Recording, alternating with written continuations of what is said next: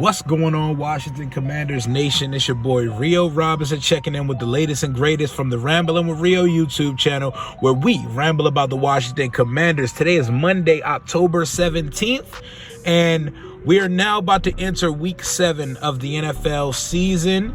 You know, we're almost at the midway point. We're pretty much there at the midway point of the season, and I have a lot of observations. Washington, we got our little shit show, hideous performance game, which we won, out of the way on Thursday Night Football on Amazon Prime for the whole world to see. So yesterday was one of those few Sundays where, as a Washington fan, you get to sit back with your feet kicked up and just enjoy a stress-free, impartial, objective day of just glorious football being played.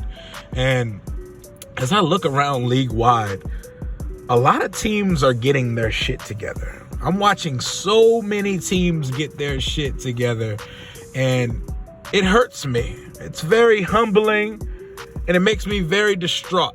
I see so many bad teams and situations that teams should not be winning, them pulling it out, and it just makes me look at my Washington Commanders like, what the actual fuck are we really doing over here?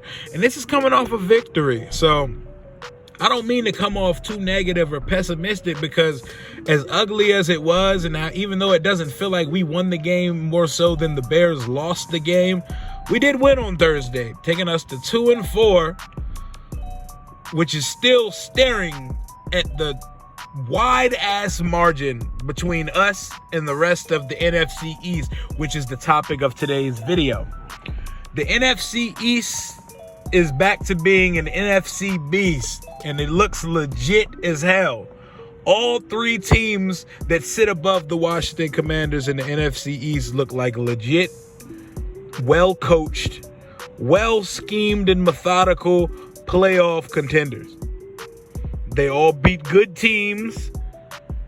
They all show up on Sundays prepared, and there's so much crow I have to eat, because I was predicting my Washington Commanders to be 11-6 this year, or at least win 9 or 10 games. But through 6 weeks of the season, that looks like complete tomfoolery, delusion, and it looks so far away. The gap between us and the Giants, Cowboys, and Eagles is so grand. It is so vast. Like, they are all so much better than us.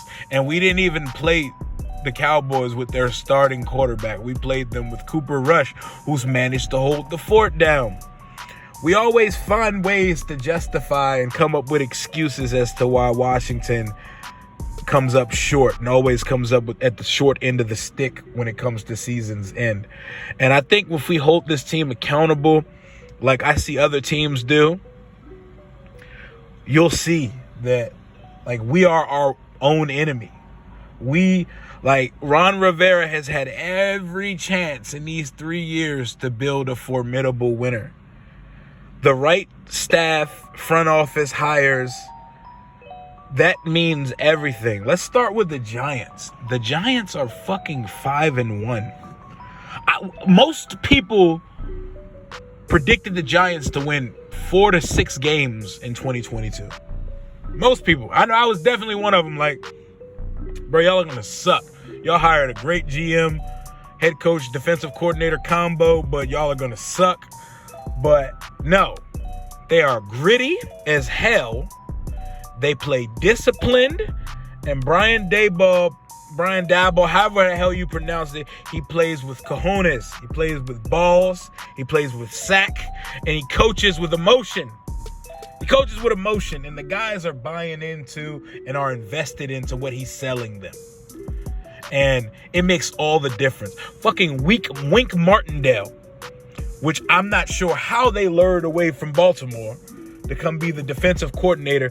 He has their defense looking like one of the more formidable units in the league right now.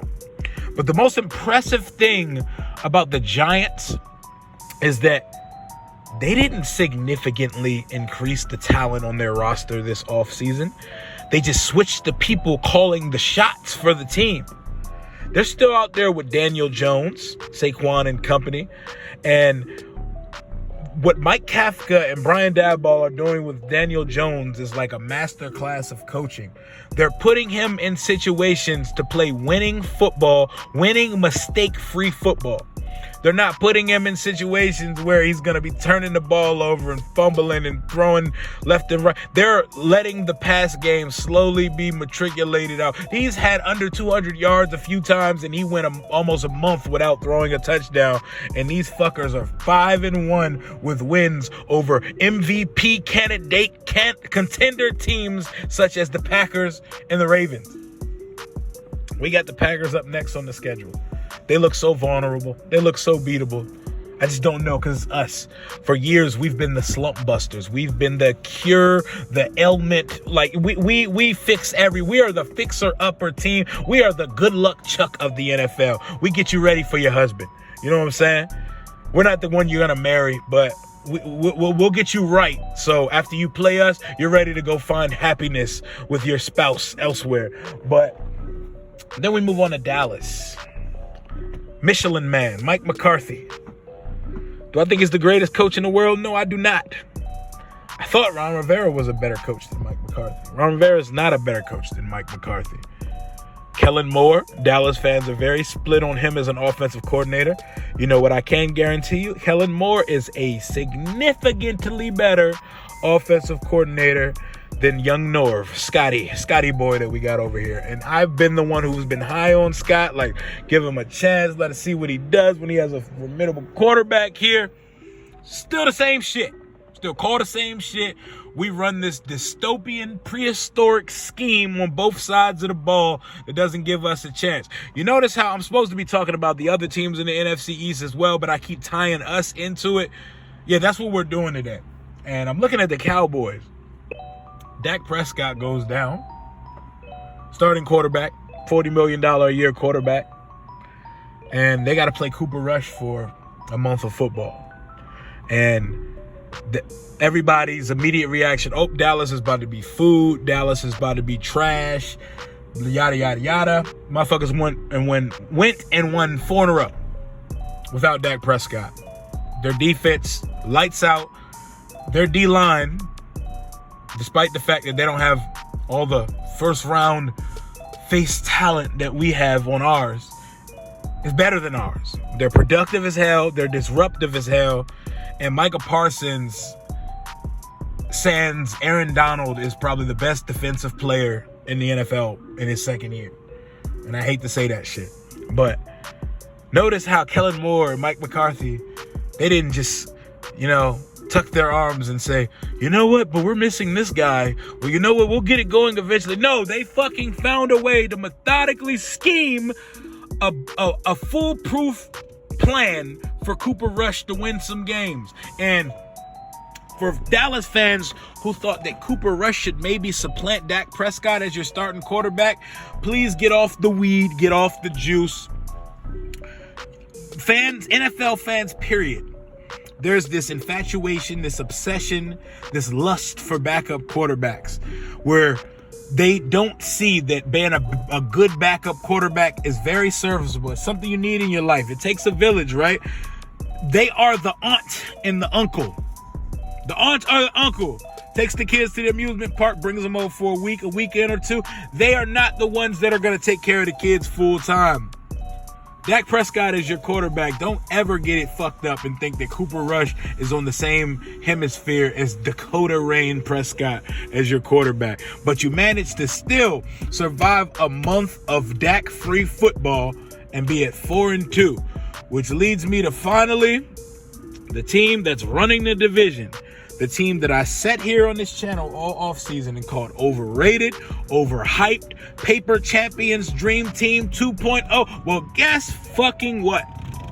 They are living up to all the expectations so far. They are the best team in the NFL. On record-wise, they're 6-0. Say what you want about how they finish slow every week. They always have a slow second half. They're finding ways to get it done. Nick Sirianni, fucking baller hire of a coach. Baller. Moxie for days. Another coach who just puts his balls on the table, talks his shit, wears his heart on his sleeve. Listen, I'm not saying emotion is the only thing a coach needs, but it just rubs me the wrong way that I see my coach so emotionless, no matter what the score is or what the outcome of the game is, every single week. It took us winning by default in Chicago for him to pop off and show some fucking emotion after the game. But let's get back to the Eagles. The Eagles are undefeated. The Eagles have made me eat crow. I think there are moments in which Jalen Hurts still gives me less than I would desire for a quarterback, but who the fuck am I to desire anything? Our quarterback situation is constantly in flux, and don't worry, with this Wentz injury coming and the Heineke Howe whole showdown situation going forward, I got a video coming for that. We're going to get to that a little bit later. But the Eagles, I will apologize to your fan base because y'all look like a legitimate Super Bowl contender through 6 weeks of the season. And I talked a lot of shit in the offseason. I'm here to eat all my crow, consume all the humble pie, and I'm willing to admit that the NFC East is a fucking problem. Legitimate beast. Other than that skid mark at the bottom of the division that I love so much called the Washington Commanders. It hurts my heart. Let's see if we can start to at least keep pace with our divisional mates and if we can get some type of run going. Our fans, you've been begging to see Taylor Heineke, the franchise savior. You've been begging for it. He's going to give us a spark. He's going to need to, because behind that offensive line, which is garbage, him and Howe are going to need to be running for their fucking lives, and they definitely have the mobility to do so. Chase Young coming back. Heineke playing. Shit, we should have beat Green Bay and Lambeau Field last year. Let's see if these fuckers are going to go on a run. I'm not predicting a run. I'm not predicting victories anymore. I'm just going to let it play out. I'm going to predict us to lose each week and hope I'm wrong, because there's nothing about what I've seen from this team that gives me any confidence that I should be saying we're better than the team across the field from us, because I said that shit about Chicago, and it's the last time I'm saying it about anybody. Chicago played much better than us. It took a muffed punt and an absolutely freak-ass play on the last play of the game to beat them. And were those two plays and a Travis Etienne drop on 4th and goal, a gimme, a bunny, a layup, away from being 0-6. But hey, I love the squad. I'm going to rep the squad. I'm going to watch the squad each week.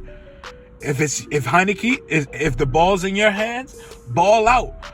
Because unlike some fans who, that's not me, and that will never be me. I never root against my fucking own players on my team, no matter how I feel about them, no matter how trash or not it I think some of these guys are. I want them to thrive on Sundays, and I'm tired of seeing this damn team lose. So whether it be Hal, Heineke, fucking John Beck, Rex Grossman, whoever the fuck we tried out there on Sundays, I want them to thrive. I want them to ball out. And Carson, I hope you get well soon.